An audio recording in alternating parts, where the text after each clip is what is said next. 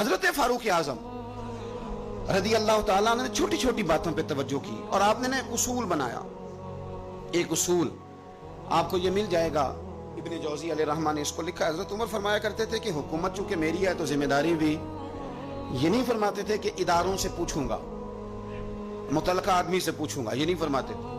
میں اس محکمے کے سربراہ کو, اس منسٹری کے وزیر کو, یہ بات نہیں ہوتی تھی.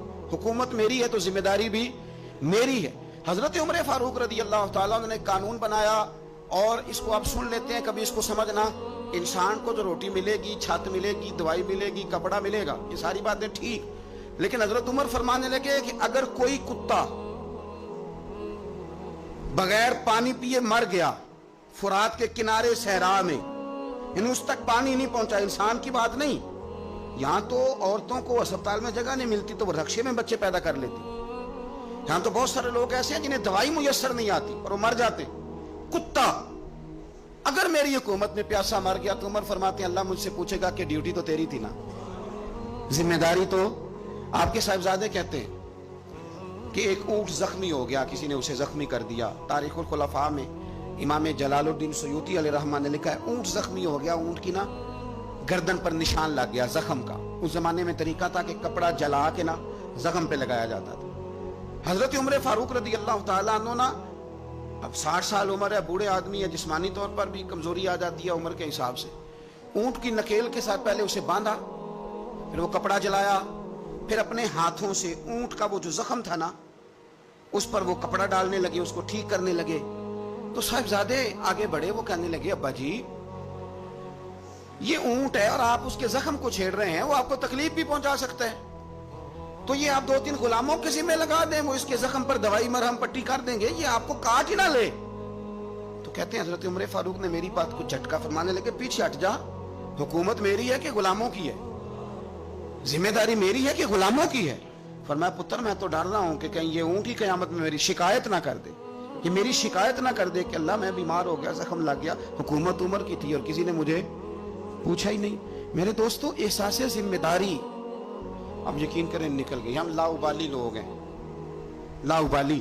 میں کبھی سفر کرتا ہوں بہت زیادہ, تو میرے جو ڈرائیور حضرات ہوتے ہیں وہ میرے ساتھ وقت گزارنا خاصا مشکل کام ہے, اس لیے کہ میں گاڑی مجھے چلانی نہیں آتی پر چلواتا اپنی مرضی کی ہوں. تو ان کی خواہش ہوتی ہے کہ میٹر پہ نظر نہ پڑے پیر صاحب کی. تو میں پچھلی سیٹ پہ بیٹھتا ہوں تو میں اس ترتیب سے بیٹھتا ہوں کہ مجھے پتہ چل جائے کہ میٹر اب کہاں پہنچا ہے, اس لیے کہ مجھے پتہ ہے خدا نہ خواستہ کسی جگہ کوئی معاملہ ہوگا نا, اور میں بچوں کو بتاتا رہتا ہوں. ایک دفعہ ایک آدمی غلط کراس کر گیا اور اس نے بڑی مشکل سے بچے نے بریک لگائی, بچہ کہنے لگا اس کے قریب جا کے نا, تو میں نے بھی اس کو اسی طرح سزا دینی ہے. تو میں نے کہا پتر تو بات کو سمجھ, اسے کوئی بھی کچھ نہیں کہے گا, اور ہمیں لوگ کہیں گے تو اسی تے سیانے بیانے ہونا. ہمیں اپنی ذمہ داریوں کا احساس کرنا چاہیے. جب ہم غیر ذمہ دار کسی جگہ بھی ہو جاتے ہیں تو حالات خراب ہو جاتے ہیں. حضرت فاروق اعظم رضی اللہ تعالیٰ نا چھوٹی چھوٹی باتوں کا خیال کرتے. دیکھیں نا امام مسجد, میں روز امام مسجد کے حقوق بیان کرتا ہوں, لیکن مجھے مسجدوں کے ائمہ سے شکوہ بھی ہے, وہ اپنے نمازیوں کا نہیں خیال کرتے, ان کی طبیعت کا نہیں لحاظ کرتے. ہم اگر تھوڑا سا لحاظ کریں ائمہ مساجد نمازیوں کا, نبی پاک علیہ السلام نے فرمایا کہ میرا دل کرتا ہے میں لمبی نماز پڑھاؤں, لیکن پھر مجھے خیال آتا ہے کہ پیچھے بوڑھے بھی ہیں, بیمار بھی ہیں, بچے بھی ہیں. میرا دل کرتا ہے لیکن میں لوگوں کی تکلیف کو دیکھتے ہوئے نماز مختصر پڑھاتا ہوں.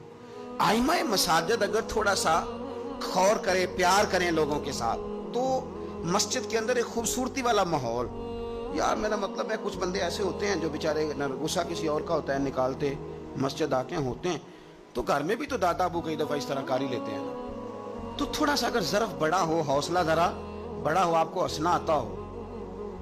نبی پاک صلی اللہ علیہ وسلم اکیلے بیٹھتے تھے تو متفکر بیٹھتے تھے, اکیلے ہوتے تھے تو سوچتے تھے, اکیلے ہوتے تھے تو سوچتے تھے. میری بات پہ غور کرنا, اکیلے ہوتے تھے تو سوچتے تھے, اور جب لوگوں کے بیچ بیٹھتے تھے تو ہنستے تھے. لوگوں کے بیچ آ کے منہ نہیں بنانا, وہ اکیلے آپ فکر کریں, غور کریں, جو مرضی. اکیلے بیٹھتے تھے تو حضور تفکر کرتے تھے, لوگوں میں آتے تھے تو مسکرا کے آتے تھے. تو حضرت عمر فاروق اب 24 لاکھ مربع میل کا حکمران اور ہزاروں لوگ جس کے پیچھے نماز پڑھیں, وہ ایک ایک بندے کا خیال کرے, ممکن نہیں ہوتا. ایک بڑے جلیل القدر صحابی تھے حضرت سعید بن یربوع رضی اللہ تعالیٰ. حضرت عمر کے زمانے میں نا نابینا ہو گئے. تو حضرت فاروق اعظم رضی اللہ تعالیٰ عنہ لوگوں سے پوچھا کہ سعید نہیں نظر آ رہے. عرض کی حضور ان کی بینائی چلی گئی ہے. جناب عمر گھر گئے, تعزیت کی, آپ کو تکلیف پہنچی, اللہ آپ کا بھلا کرے. آپ ان سے پوچھتے ہیں بھائی یہاں تو کوئی سپاہی چلا جائے نا دنیا سے تو کوئی صوبائی وزیر یا کوئی افسر آ جائے بس کافی ہے, وزیر اعظم صاحب کے پاس کہاں وقت ہے. وہ کہتے ہیں 2 منسٹر بھیج دیے تھے, بات ختم ہو گئی. حضرت عمر خود گئے, صحابی کی آنکھیں چلی گئی تھی, اور جا کر کے اسے کہنے لگے کہ اب آپ مسجد کیسے آئے جائیں گے. انہوں نے کہا حضور یہ تو میرے لیے بڑی تکلیف والا معاملہ ہے, نابینا ہو گیا ہوں, تنہا تو جا نہیں سکتا, قربان جاؤں سیدنا فاروق اعظم پر. حضرت عمر فاروق رضی اللہ تعالیٰ عنہ نے ایک بندے کی باقاعدہ ڈیوٹی لگائی. فرمانے لگے تیری آج کے بعد ذمہ داری ہے 5 وقت حضرت سعید کا بازو تھامنا ہے, تو نے مسجد پہنچانا ہے, اور 5 وقت ان کو گھر لے کے آنا ہے. اور فرمایا یاد رکھنا, یہ نہ سمجھنا کہ میں آرڈر دے کے بھول جاؤں گا, میں ہر ہفتے تم سے پوچھا بھی کروں گا کہ تم نے سعید کے ساتھ کیا سلوک کیا.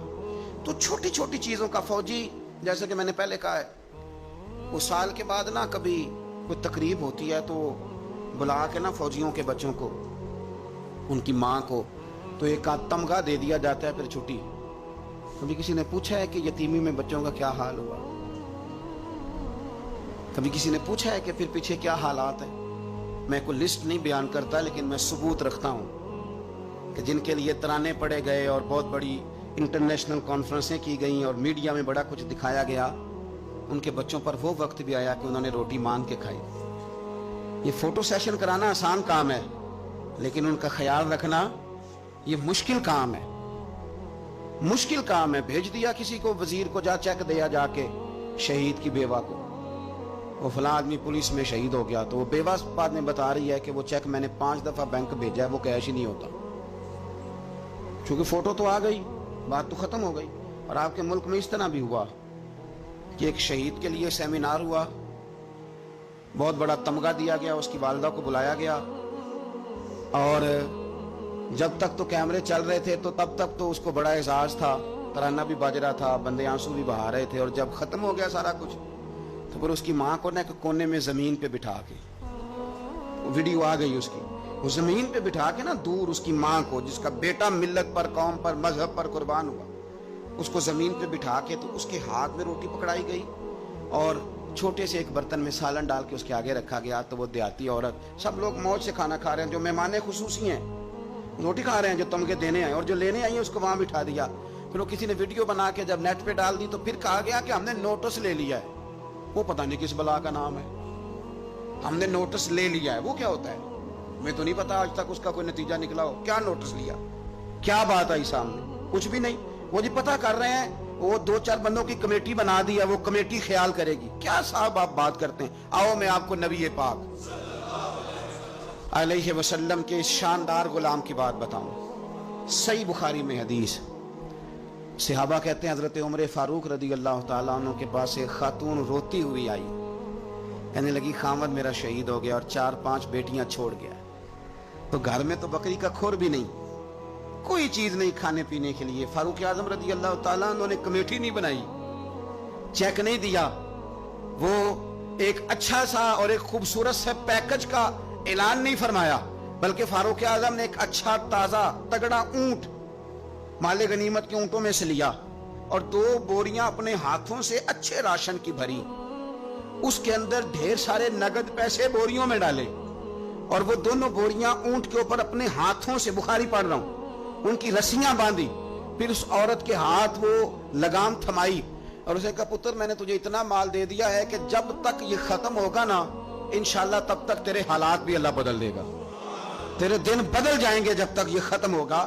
وہ خاتون جانے لگی تو آپ فرمانے لگے بیٹا اونٹ نہیں واپس بھیجنا, یہ بھی تیرا ہی ہے, دے دیا تجھے. اب چلے گئی وہ خاتون. تو صحابہ کہتے ہیں ہم نے پوچھا کہ جناب آپ تو بڑے کفایت شعار ہیں, آپ تو بڑی بانٹ کے چیزیں دیتے ہیں, تو آپ نے اس بچی کو اتنا کچھ دے دیا اور بیک وقت دے دیا اور واقعی بہت زیادہ دے دیا اور نقدی پیسے بھی دے دیے. حضرت عمر فرمانے لگے تم نہیں نہ جانتے, میں جانتا ہوں. یہ میرے نبی پاک کے صحابی حضرت خفاف بن ایمار رضی اللہ تعالیٰ عنہ کی صاحبزادی ہے, اور میں نے حدیبیہ کے مقام کے اس کے باپ کو حضور کی خدمت کرتے دیکھا ہے. میں نے انہیں جنگیں لڑتے دیکھا ہے، اس کے باپ کو، اس کے بھائی کو. فرمایا وہ تو بچی آئی ہے تو میں تمہیں کیا بتاؤں، مجھے تو تکلیف شروع ہو گئی ہے کہ اسے آنا کیوں پڑا ہے. خدا کے بڑھ کے میں کیوں خدمت نہیں کر سکا، اسے آنا کیوں پڑا. عزیز دوستو یاد رکھنا، اصلہ نال جے نیکی کریے تے نسلاں تاک. کچھ لوگ ایسے ہوتے ہیں جنہیں قدر ہوتی ہے، وہ قربان کر دیتے ہیں ہر شے، لیکن اصولوں پر کبھی سمجھوتا نہیں کرتے. حضرت سیدنا فاروق اعظم رضی اللہ تعالیٰ عنہ نے اتنا نوازا اس بچ، اور پھر اثار کر کے نوازتے تھے.